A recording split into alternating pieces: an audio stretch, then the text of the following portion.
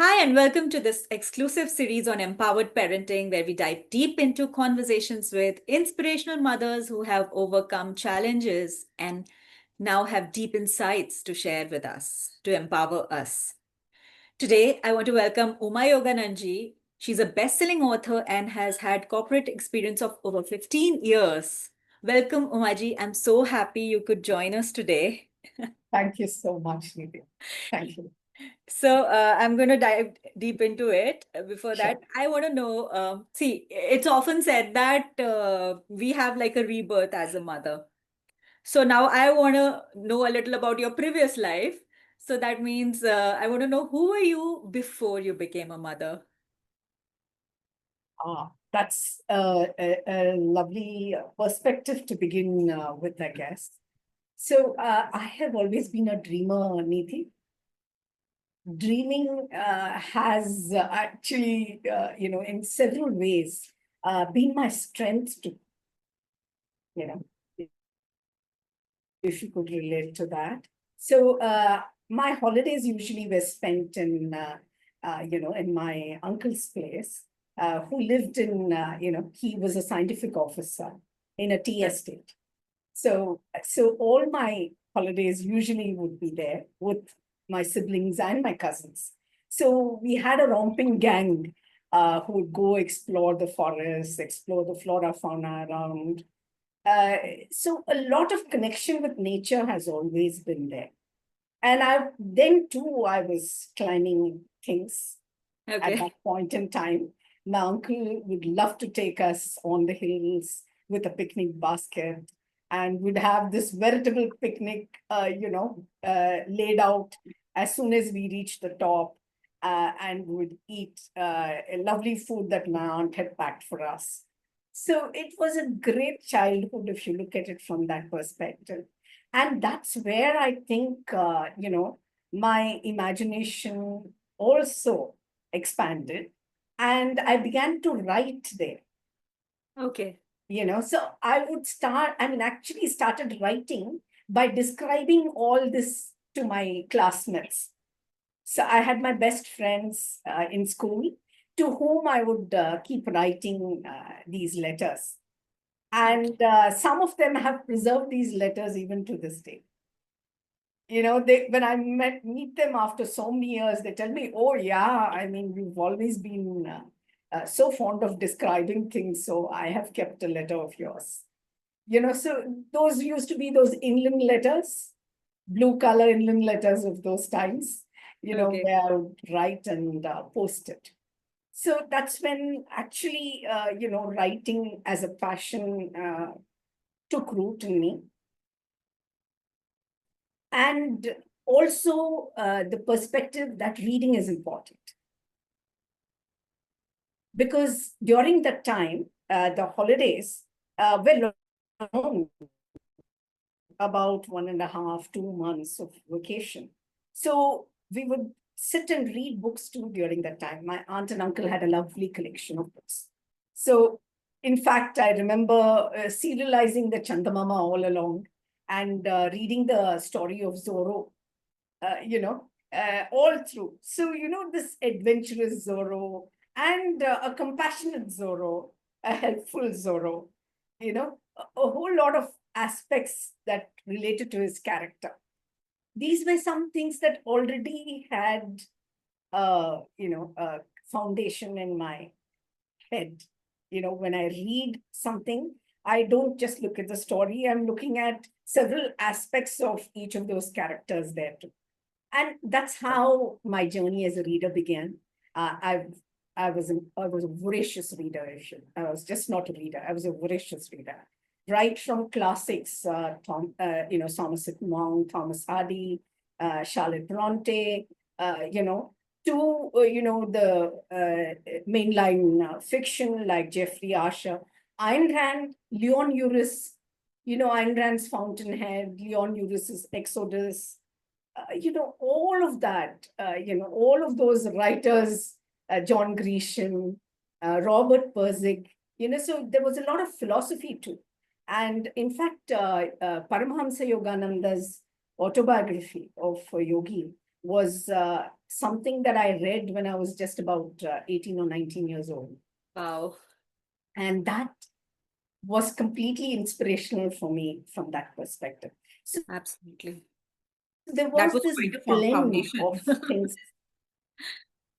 Yeah. Amazing. So it was a blend of things. And when I read them, again, these characters that I read about, from where the author came from in terms of the way the authors wrote, So all these things, the history element of it, the adventure element of it, did not escape me. So all these things were very much deep rooted. So this was me.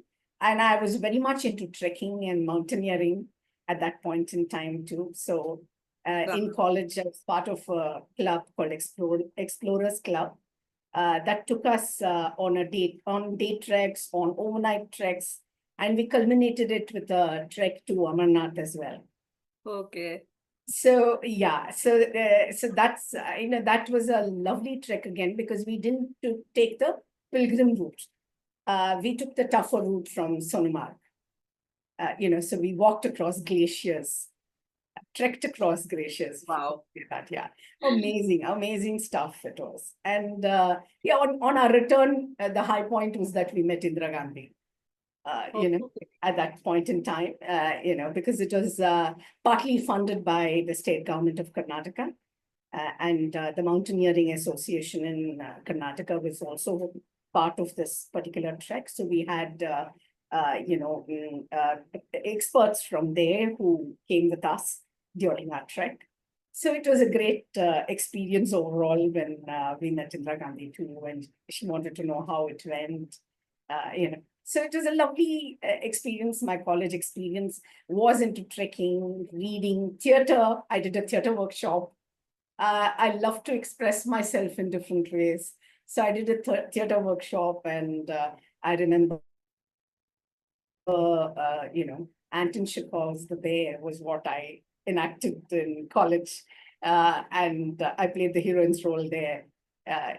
So it's a gamut of things that I went through in college life, and what defined me as a person was all there. Part of school, part of college, and the way I was brought up, the values with which I was brought up. Because I lived in a joint family, my grandmother being the pillar there, both my parents working. So the whole lot of aspects in terms of already being empowered Correct. was something very important even to me at that point in time. So goals were defined that way, that yes, I'm going to finish my education and I'm going to, I'm going to be a professional. So that kind of goals were already there in my mind. And I did my MSc in statistics, and I did journalism as well, a postgraduate diploma in journalism from Parthiv Vidyabhavan. So yeah, journalism from the creativity aspects, and statistics from the truth related aspects of data, of proof. So these things came together to define my writing in several ways, and that's something that I think I carry with me as I write today. Absolutely. And I So can see, you can see these you have preserved are most of some of it. the aspects that define. Yeah. Yes. So these are some aspects that define me as a person uh, before I became a mother. Wow.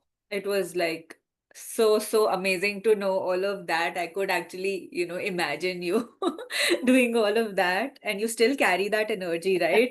All of that. So amazing Yeah, to yeah, know that. absolutely. Absolutely. Those, yeah.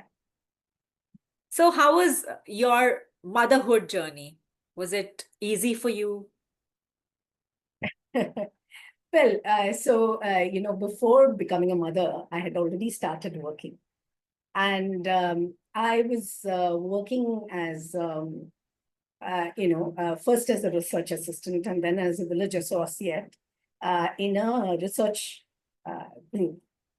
Uh, who they had taken up an all India project on women and child health.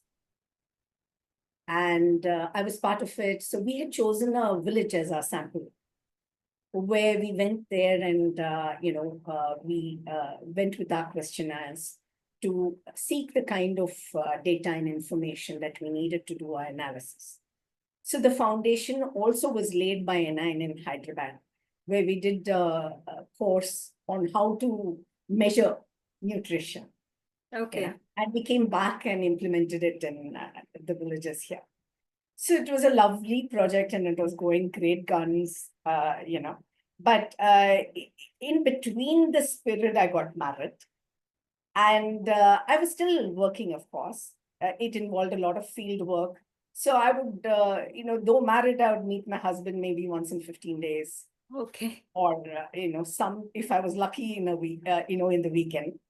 So it was a little tough there because a lot of the study involved a lot of field work, and I needed to be present in the village. We were a team of researchers who would go out to the villages and do this work. And just going out to the village doesn't mean the traveling was easy. We walked miles, just to do the kind of research and meet the kind of respondents we wanted to meet. So it was a lovely experience through and through. But soon after my marriage, a few months down the line, my husband's firm, the department that he was working in, that moved to Baroda, that is. And he needed to move as well. So that's when I gave up this lovely job that I had and moved with him to Baroda.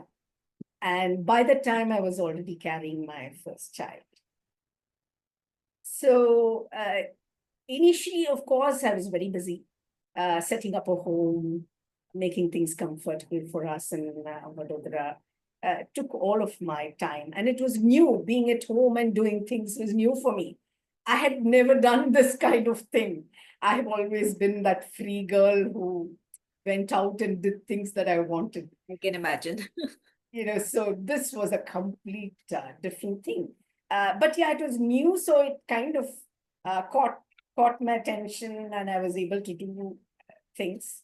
Then, of course, I returned back to Bangalore for my delivery to be with my parents during that time. And during that time too, I went back to my institute and I did some work again for them during that time before my delivery.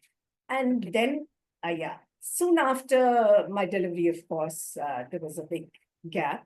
And after my child was about, say, 3 or 4 months, I returned back to Vadodara. And that's when actually my journey of being a mother started. Because all along I had a lot of support during that time. So the journey actually began when I went back to Vadodara, when I was all alone, being a mother to a baby with my husband. And my husband would travel during the time. He would go away for about 15 days a month. He would be away on project work. And here I was with a little baby.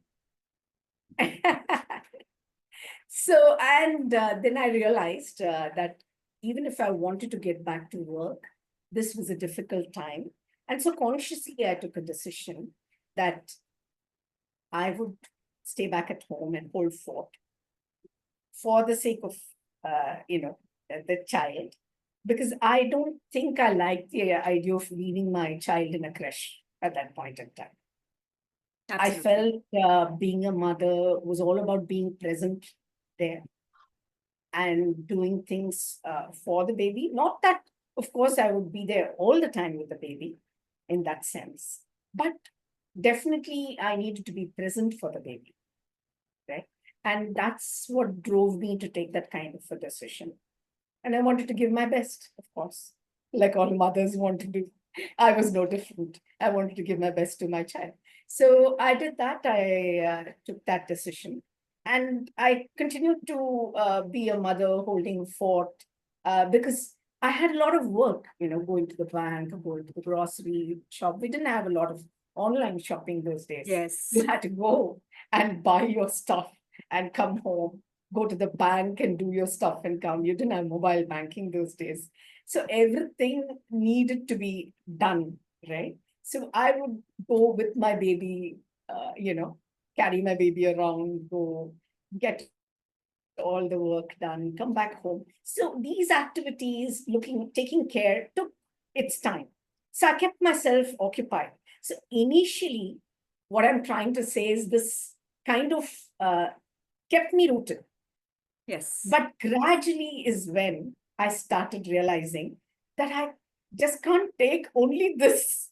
I need to be someone else too. My identity was, slowly emanating. It was not really there.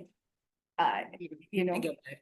my earlier life started to become a lot more attractive than the life that I was leading, right? Though it was a conscious decision that I took. Okay. So the contrast was too much. And it started getting at me. I said, okay, but I'll need to take action, right? I mean, it can get at me, but that doesn't mean that I get depressed and, start wallowing in it.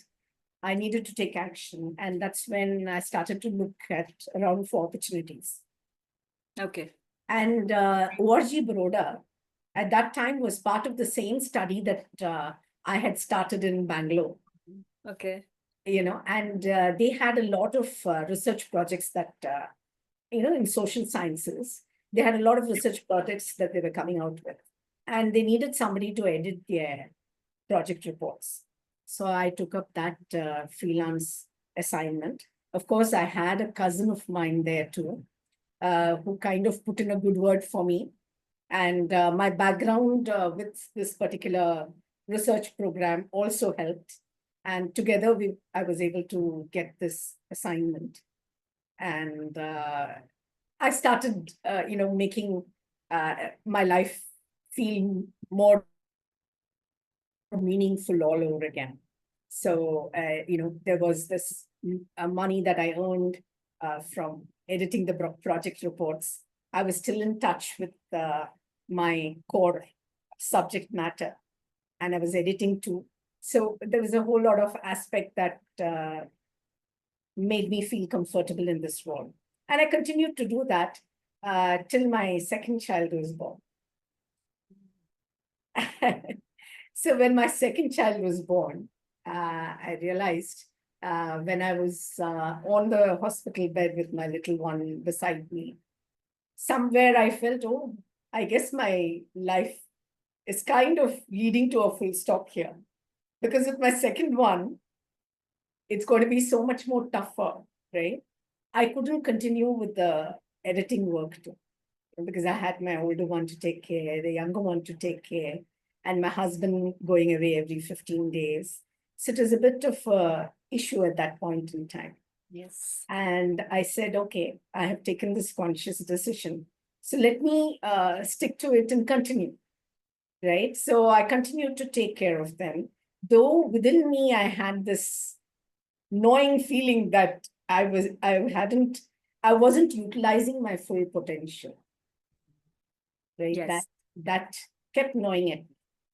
And then there was a stage when I came to a particular realization that I need to get out of the four walls of my home, because somewhere it was constraining me.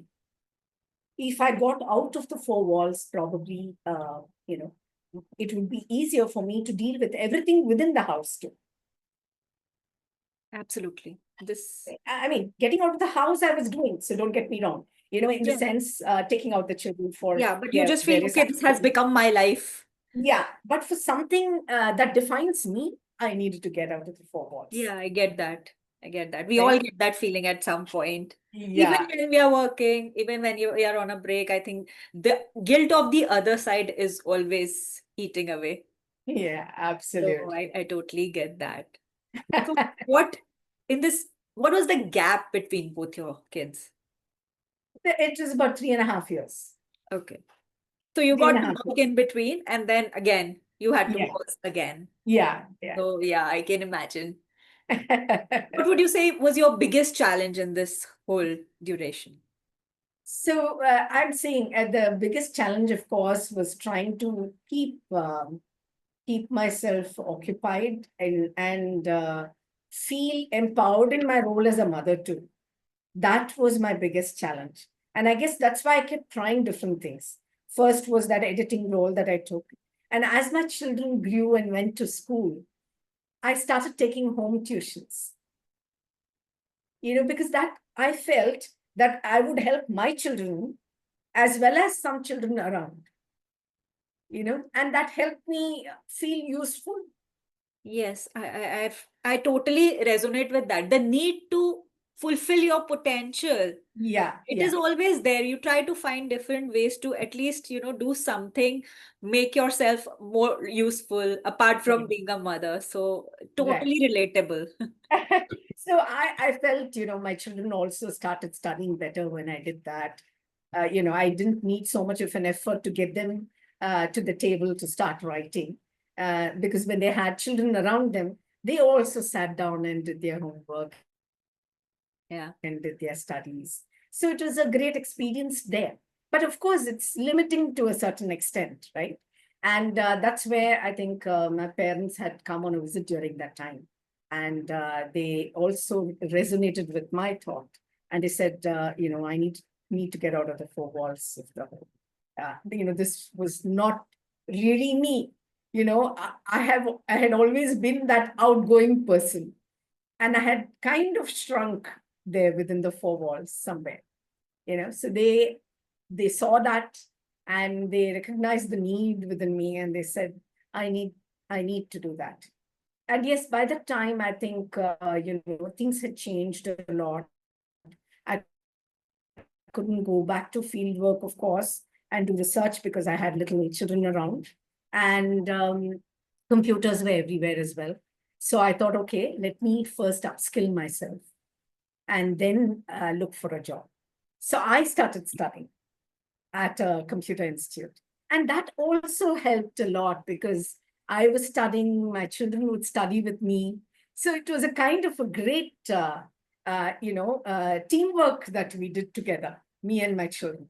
And we enjoyed it a lot during the time when I would study.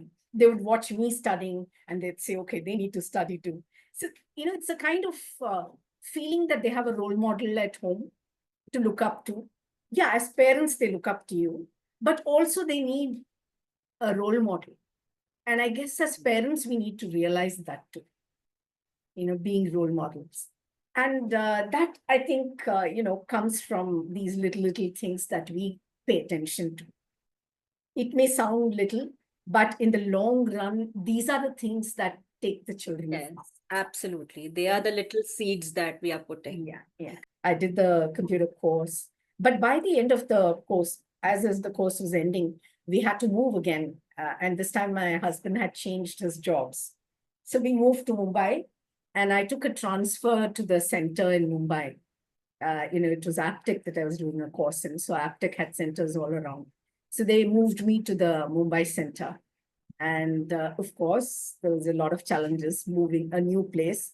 I never knew Mumbai from that perspective.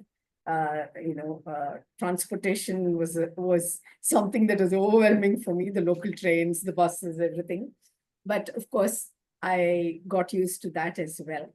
And I chose a center and a school where in the same locality where I could also go. And in case I was needed by the school, I could be at close quarters to go and meet the teachers, etc. So that way, I was in the same locality as the school, as my children's school. And I completed the course, at the end of which they had a placement. Uh, the Aptech Center had a placement. And I got this job in the BPO that I enjoyed working, for the longest time. So I think with that particular BPO, which was Aditya Birla Minax later, because Aditya Birla took over that, it was called Transworks initially, and then Aditya Birla Group bought that, company, and it was called Aditya Birla Minax. So I was there for the longest time, for about 13 years, I guess. I worked Wow. there, and I literally grew in my, professional work there.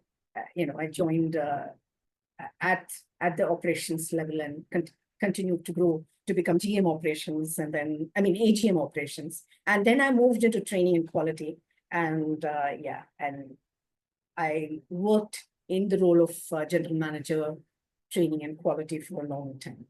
Wow. And Yeah. it's amazing to know that you were able to restart so many times Yeah. and then you So were able to grow this and is where grow. I say that reinvention is very, very important. So in the journey, why I took this route in talking to you about myself is that I want to try and highlight the fact to moms that yes, moms may take a pause, and it's good to take that pause. There's no need to regret that pause, because Yes. the pause can redefine you in ways that you don't know it could do better for you, because you Yes. have the time to think and Yes. to see what works best for you.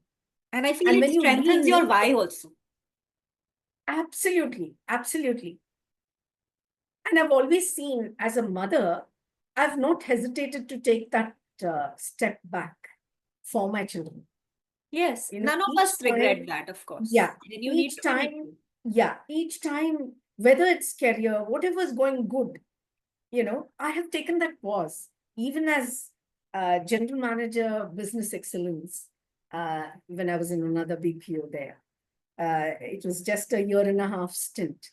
But then my daughter was in the US at that time, and she had moved to another new state after doing her master's in biomedical engineering. So, and that new place was completely different, because she had left all the people whom she knew behind, and she had to start her life all over again there. Though she didn't tell me, Mom, I need you. When we had the calls, I could see that she was lonely at that point in time. So I didn't think twice. I resigned from my job, and I went there to stay with her for about, I think, 4 to 5 months. I stayed with her, helped her transition, and then I returned back. You know, so returning back, of course, was another story of reinvention for me, because I Wow. didn't go back to work with a BPO now, because then questions of why, what I want to do, again, the why started coming up. Wow. Yes. What is the real purpose of my life? Wow. You know, I want to these take a things pause started here and coming focus up on the in my fact that, priorities as a mother never change. Even when the kid has gone off and started their own life, I think you absolutely. being a mother, you still prioritize. And wow, that's Yeah. one thing I want to highlight here.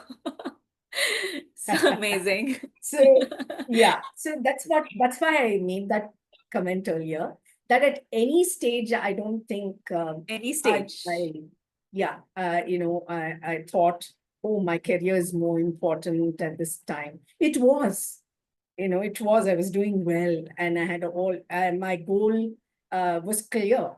you know I was I was well set to become a VP if I continued working, of course. So it would have taken me there in a natural course. But what I'm saying is that, so the trajectory was there, but I gave it up, because my child needed it. So as a mother, there are a whole lot of things that take priority, especially your child's well-being. It's not only your child's physical well-being, but your child's mental well-being is equally important. And that is what I think, as a mother, we need to realize as soon as a child is born. This is a perspective like, I know, I mean, I want to thank you for sharing this, because most of us we feel that it's all over once the kid has gone off to do their own thing. But your experience has shed more light on this, that job of a parent is never done. Absolutely, So absolutely. thank you for sharing that. And yeah, so we were talking about how you rediscovered now again, reinvented yourself from there. Yeah, so the journey was again another uphill. So I keep relating my journey to mountains, okay? So Okay. each time I climb a mountain and I don't rest there at the peak, I come down and climb all over again. And this was another mountain that I tried to climb because at that time I realized that even my health needed to be worked upon because I had accumulated a lot of stress, with the kind of job profile that I had, and the stress had different aspects, on my health that I needed to deal with. So I took to yoga, I took to running. I did 10K Oh. marathons at that time. Met Milind Soman, became part of the Pinkathon. Ah, It was an amazing journey again. The group inspired me really to take running. Running, remember, I mean, I've never done running in my life. I started at that point in time, you know. So I started running and I did a lot of 10K events.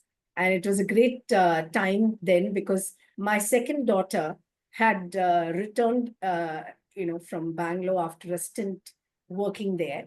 And she was at the stage where she wanted to look at options of doing her master's. So she was at home during that time while applying to different universities. And she partnered me when I did my 10K events. So wow. mother and daughter, we had a great time. So this was another bonding that we created for ourselves, running 10K events. So it was a great journey. And again, it was great for her to relate to us all over again, relate to me, relate to, relate to the kind of life I was leading post my job. It was a meaningful time that we spent with each other before she went to Netherlands to do her master's. So that was a focused time that I spent with my younger daughter. I tried counseling as well because I thought, that's my forte too. I could give advice. I felt that I was empathetic enough to understand, to put myself in another person's shoe and relate to their problems. So I did the counseling course, though I didn't monetize it. I did speak to a few students during that time Okay. because that was my focus group. Also, there was this lovely opportunity that came my way to be a consultant, for an educational program uh, at that time. And I took the role of an educational consultant and started speaking to parents about early learning because I saw the importance of early learning too, in shaping a child's individuality, and building a strong foundation of both intellectual and emotional development. It was fascinating for me also because I could identify the way I brought up my children as well, in trying to read to them earlier on. I used to make things for them, if they had to recognize shapes. I remember I had made a book using cardboard and cloths, and I had cut out these shapes and made a Wow. book in very colorful so that the child, my children could identify shapes and colors. So Wow. things like this are very, very important.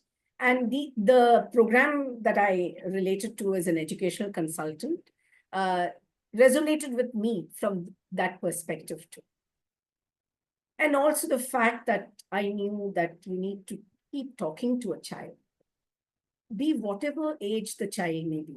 You know, even if the child doesn't know how to talk to you, one needs to continuously keep talking to a child. It's very, very important to do that. Of course, then comes the reading aspect. Then comes the activity aspect to help the child, become curious. I remember as a mother, my older child was very hyper. She used to be so active. I couldn't keep her in one place for even 5 minutes. So, and she loved water. So there was this toy that had cups coming, that you could build from the bigger cup to a smaller cup. Okay. It would invert and it would come on top of the other. Okay. So it was a colorful set of cups that you could relate to from big to small. And I would give her that and a tub of water. And I'd ask her to keep playing with the cups and the water so that she knows about the size, the measurement, the color, and play with the water too. And I wouldn't mind if she made a mess around me. I would clean it all up. So, so these are the things that as a mother I did. And that's why I guess I resonated with this program. And I wanted to talk to parents as well Wow. and tell them, how important it is to put aside, I know, parents today are very, very busy, Neeti, because both of them are working necessarily, right? A woman is already empowered today.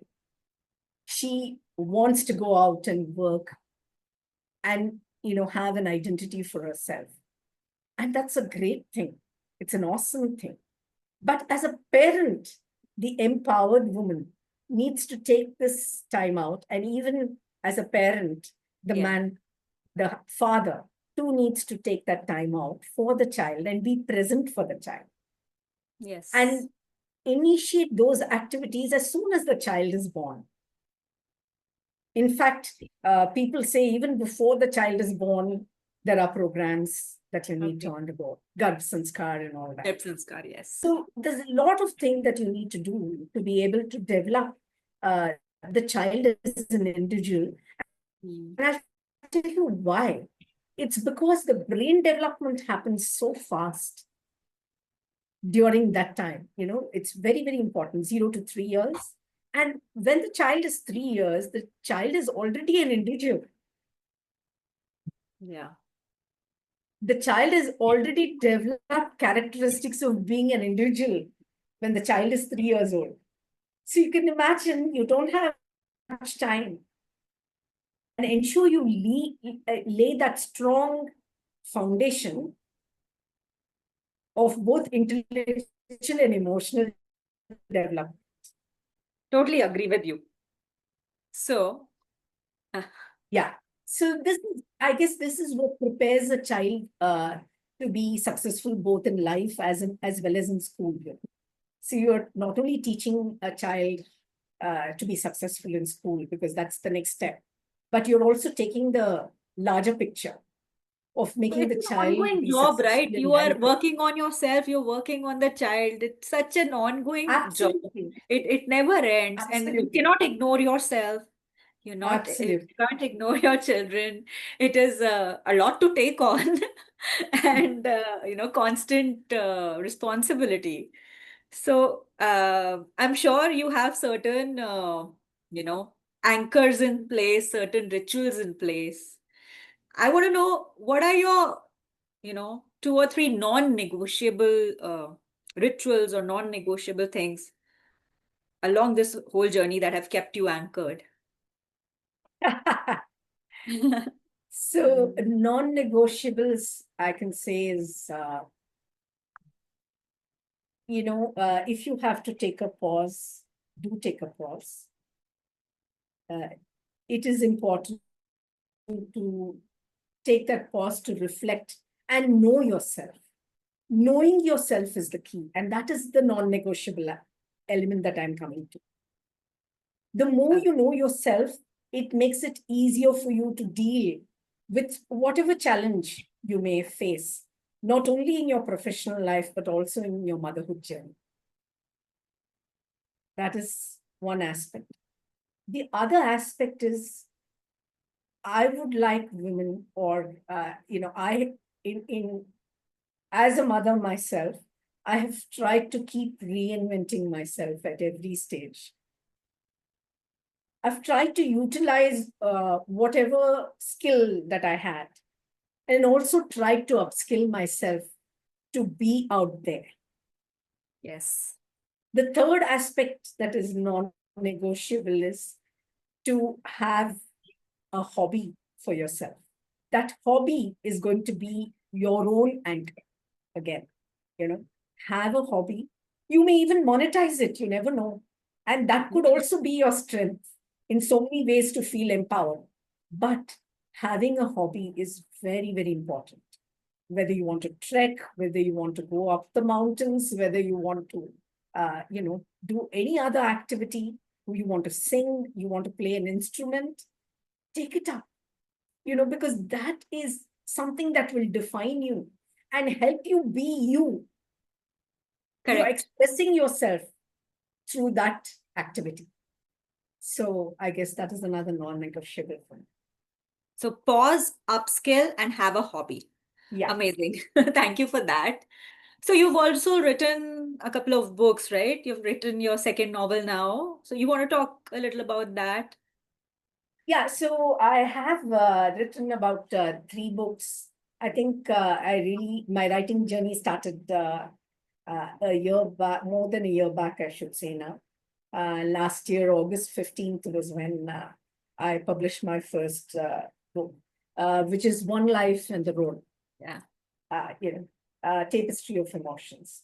So this is something that, helped me write from the perspective of how upbringing is so very important. Because if a child doesn't have the right upbringing, the childhood trauma that the child undergoes can affect relationships later in life too. Yeah. Yes. And that's something that was very close to my heart. And this novel reflects that, in how they find meaning in therapy. I mean, therapy need not be a taboo. No, therapy can be your strength. It can be your self-realization. And it can help you do wonders in terms of understanding yourself as well and deal with things around you. So that is where this book came from, One Life in the Road, A Tapestry of Emotions. And my second book, again, from the perspective of the goal that I had in mind to empower the women and motivate the youth, to have a purpose in life. Having a purpose in life is very important, whichever stage you may be. You redefine that purpose each time as you grow. But the purpose has to be there. It needs to be there. It can be refined, It but can yes. be redefined, it can be changed, but there has to be that purpose that you can identify with at every stage in your life. Yeah, because without that, you're just kind of going blind. Absolutely, absolutely. So that's where my writing comes from. So the second book was Echoes of the Past, a collection of short stories. This inspired me. Basically, the stories here were an inspiration from the people that I had known right through my growing up journey. Okay. People who had led very meaningful lives and inspired me in several ways. So those were the stories that I wrote about to again show women empowerment and motivate the youths to lead their lives with purpose. And the third book that I have written just now is a sequel to this novel that I have written. It's called One Life and the Betrayal, and it deals with life after therapy. Okay. Wow. Looking forward to that perspective. Wow. Really interesting. So yeah, so that's what I have tried to do in my third book. Superb. I also want to know your perspective on one special thing. So you've been a mother and a grandmother. Right. So I want to know your special perspective. What is the difference when you see it from that point of view? Your mother and As a grandmother, what do you as a feel? grandmother. See, the difference here is that I can be a parent without taking the stress of being a Yes, parent. yes. Yeah. That's what I have heard, that it's like you have the fun without being stressed about it. Absolutely. And I must remember that I'm a grandparent. right? And I'm not really parenting my So you're grandson. not like making the decisions that. Right. So that is up to my daughter to do it. But here, I'm only guiding my grandson and only ensuring that he gets, those the guidance that helps him deal with things later in life. Gives him that foundation, that value system Yeah. that he can relate to as he grows up, right? And that is something that I have tried to do right from the time he was born. So he's about 5 years now. So there's a long journey up ahead for him and me as a grandmother. But yes, I've been trying to do that. I remember I started reading to him as a baby. He was barely about 2 months when I started reading to him. So so those are the aspects. So as my role as an educational consultant helped me here, because Yeah. I guess both the experiences kind of yeah, yeah, interweave. Uh, that is amazing, actually. It's been a revelation for me knowing so in depth about your past life and your, current, all the initiatives. And it's been so inspiring to know how time and again you have rediscovered yourself. I resonate with a lot of parts of your journey. A lot of things are so relatable for me as well. I've also time and again rediscovered myself every few years. So thank you for sharing all that. I want to wrap up with asking one question. If you had to give one final message, something to hold on to, what would be that key message to empower parents? to empower parents, I would tell them they will be in a journey, where they could where that could be stressful, that could be demanding, that could be challenging, not only as parents, but as professionals too, because that is the true picture of parents today. Hmm. But I would say, to both the father and mother, be real as a parent. Don't try to be perfect. Yes. Just be real, be you, and relate to the child from that perspective, and be present all the time for your child. That is, I think, so important, actually. Thank you for sharing that. So important, because I want to mention that I also realized this. When you try to show them that you are perfect, you also, kind of put pressure on them to be perfect. And when you Absolutely. share vulnerabilities, your mistakes, uh, you make them okay for them to make mistakes and then share Yeah. that with you. So this is what I also learned. So thank you for sharing that. This is actually Believe me, really, role really key. models. Yeah. So what I'm saying is, children relate to parents as role models, right? Yes. So role models have to be real, They have to be real. Yes, relate to them. absolutely. Thank you. Thank you for that. It was such fun having this conversation with you. Thank you for sharing so much of your experience. And I'm sure we're going to have another session soon because one is not enough. Thank you. Thank you so much for being here. Yeah, I guess. Yeah, I'm sure. There are so many aspects of yourself that you leave out because you're trying to look at one aspect of your life. But I hope, I have been able to add that Yeah. value uh, Absolutely. to, Your whole experience has yeah, been like so stream of value. Every tiny thing I've been able to relate myself, and I'm sure it's going to help so many people when they see themselves in your journey. And I think that's the whole idea of creating this series, that to normalize a lot of things, to let people know it's okay, and let them know that there's a solution and things look brighter. Eventually it all absolutely, falls in place. So that was my intention absolutely. behind starting this series on empowered parenting. And yeah, So Wow. you've been like That's really, awesome, Neeti. really your contribution has been so good. Thank you for that. Thank you for sharing all this. Thank you for giving me this opportunity, Neeti.